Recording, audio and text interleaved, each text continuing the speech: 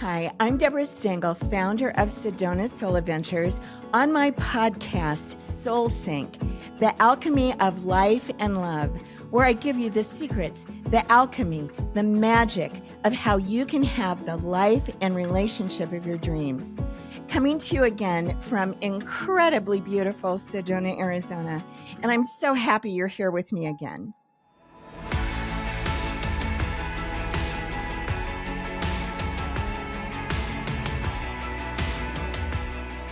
So today, I'm going to talk to you about my backstory because I had a number of people ask me about that. And also, I'm an example of how life is full of second chances. You just have to take the chance when it shows up. Back in 1999, I was a burned out, stressed out divorce attorney.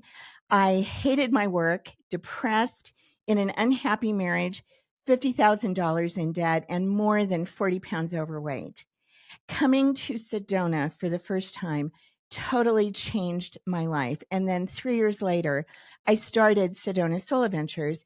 And now I'm obsessed with helping other people transform their lives and relationships because now I know it's possible.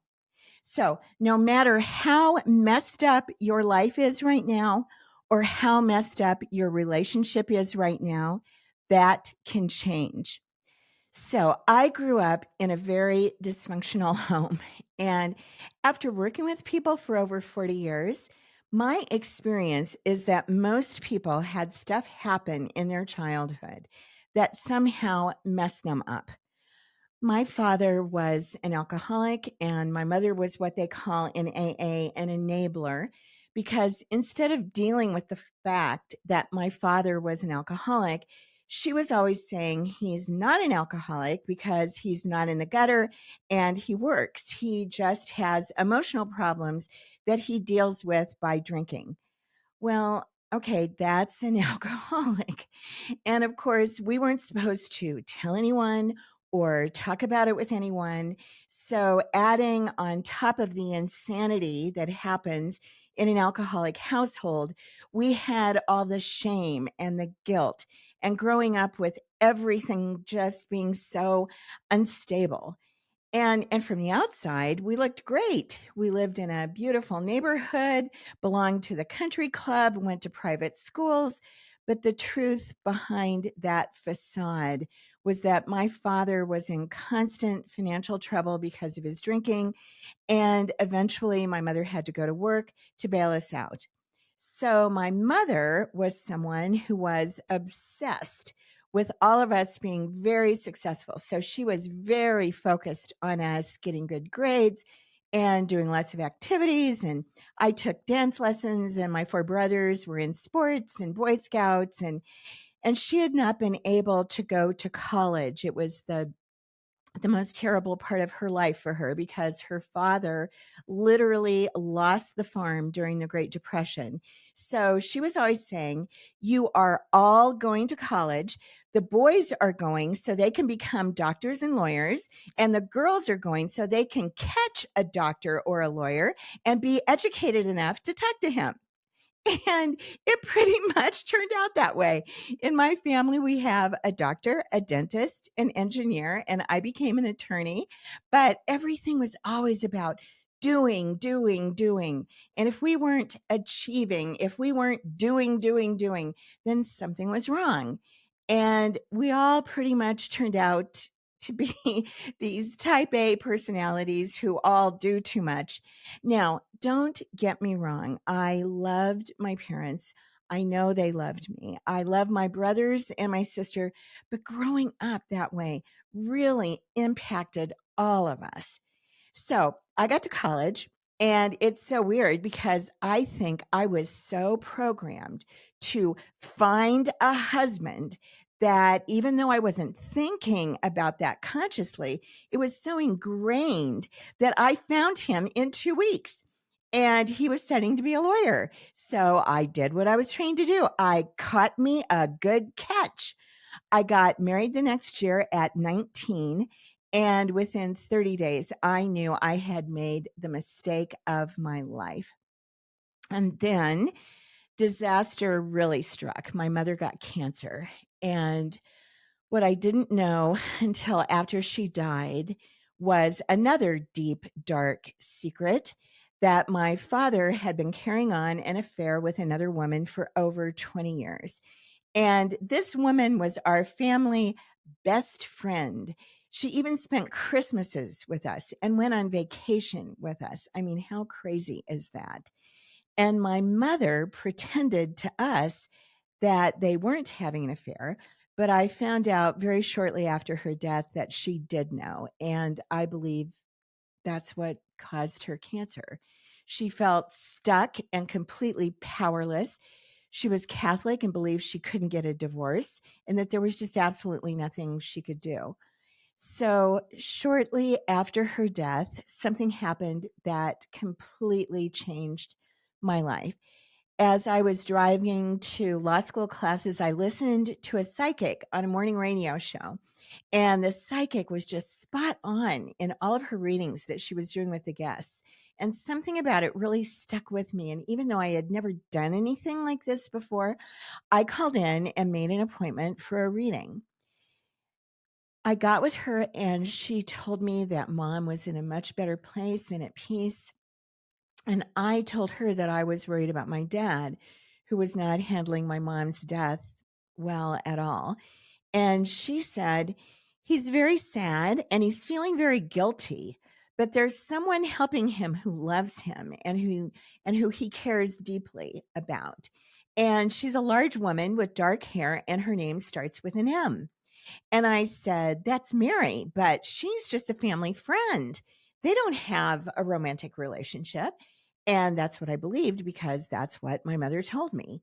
So this psychic, an older woman who seemed very wise, she says to me, well, there's a relationship between them. And I kept up the party line and I kept telling her that no, she was wrong. My dad and Mary were only friends, et cetera, et cetera, et cetera. And this little silver haired lady looks me in the eye and she smiles sweetly and she says, there's sex there, dear. And, and then she said, in fact, they're going to get married in September. It will be very sudden. He'll call you on the phone to invite you to the wedding. So I just vehemently, I got mad. I told her this was not possible and I just left thinking, why did I even do this when everyone knows that psychics are just a bunch of bunk anyway? But then 2 weeks later, I had lunch with my mother's sister, who was a Catholic nun, and she talked to me as if I knew all about the affair and that my mother knew all about it. And my aunt told me that she believed that this is literally what had killed my mother.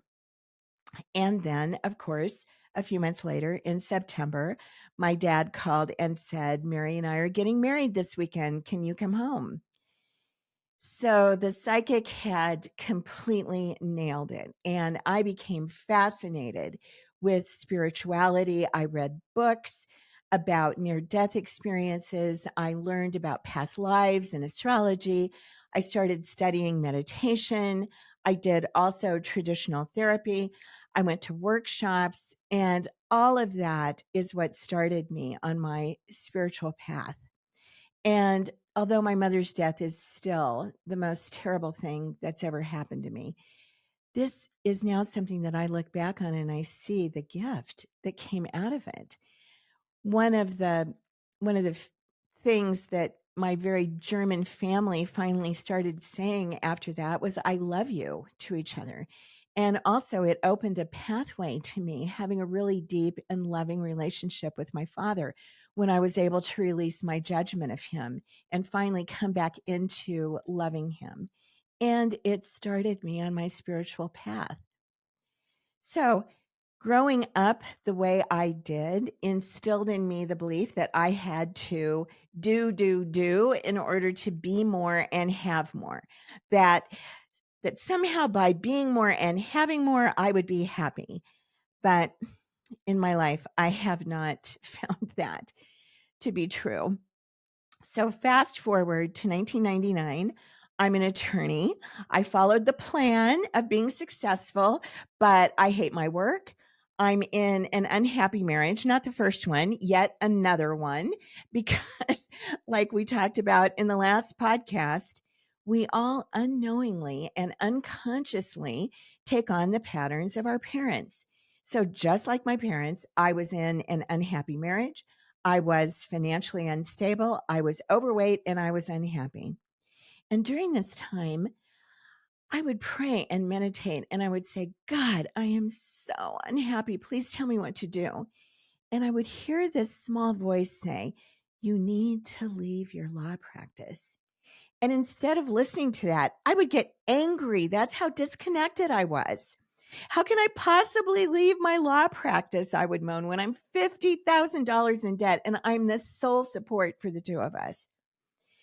And I got so depressed that one day I went into the garage and I was going to turn on the car. And I was drinking Jack Daniels, trying to get up the courage, but I couldn't get myself to do it. And looking back now, I'm so glad I didn't do it. It makes me so sad to think about how many people get to that point, and I certainly understand. But luckily, I was saved. My therapist was also an energy healer, and I didn't tell her about the incident in the garage, or she would have done a much more drastic intervention. I was just telling her how unhappy I was. And she suggested I go somewhere to get away from my work and my husband and my worry about the debt. And I was like, I can't afford to go anywhere. And she said to me, you can't afford not to. And we started talking about where should I go. And I suddenly heard the word Sedona in my head. Even though I had never been here, I didn't even know exactly where it was. And through a strange set of circumstances, I found a small retreat center and decided to put it on my credit card and come for 3 days.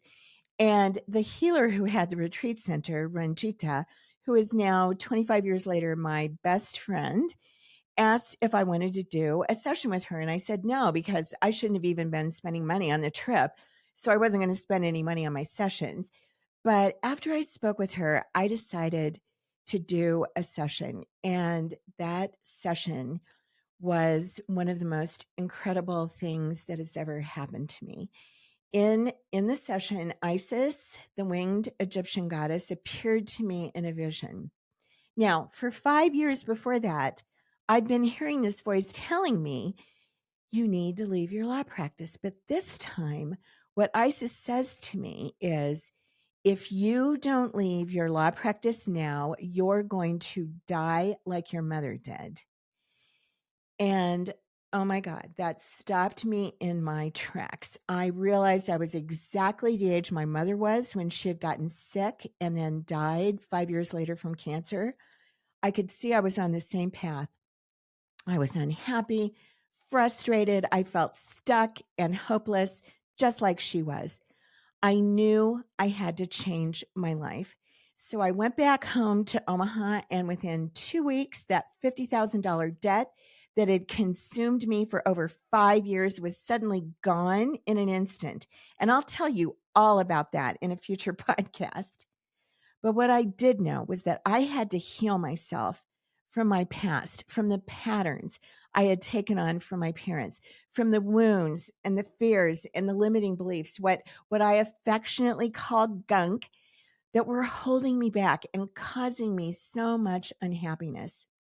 So the next thing I did, I spent 6 months closing my law practice. And then I came to Sedona for an entire month to do deep healing work with Ranjita and also with other healers I was finding. And Sedona is a mecca for metaphysical healing. There are so many practitioners here, and many of them are just truly incredible. So years before, I had started out doing astrology readings and psychic readings, but now I was doing the really deep work of clearing and healing the gunk. So I came out for that month, and then a couple of months later, I came back for another month. And then I went home, and then I came out for another month.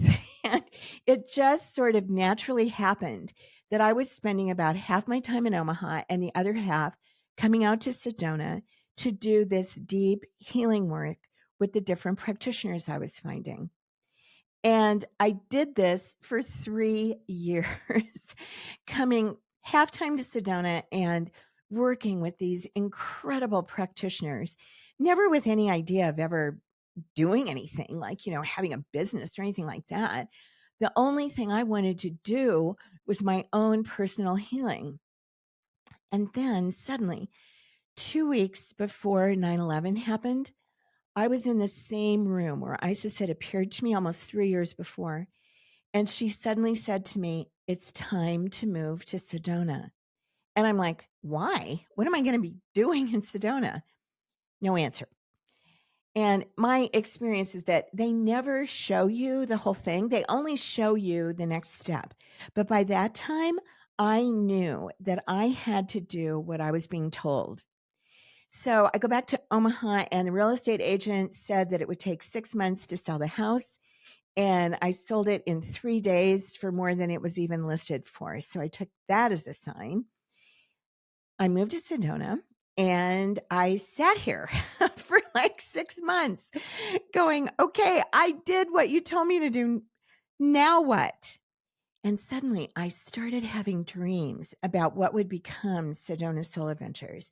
And I was shown in my dreams how I could take the healing that had taken me 3 years and put it together for people so that it would take 3 or 4 days.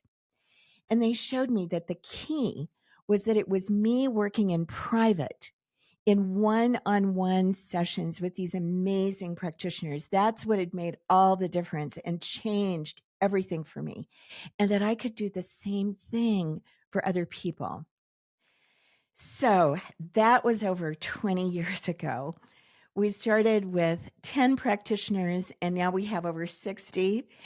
And we've helped tens of thousands of people with our retreats, which are private and custom designed for each individual or couple. Individuals leave happy, content, and at peace, knowing their life's purpose and ready to live it.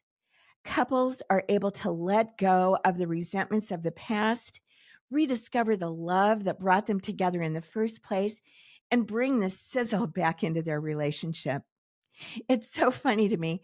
I was a divorce attorney for 20 years, and now I've spent another 20 years helping people stay together. So hopefully the karma is balanced out by now. And even after all these years and helping thousands of people, I'm still amazed at what happens. So that's my story.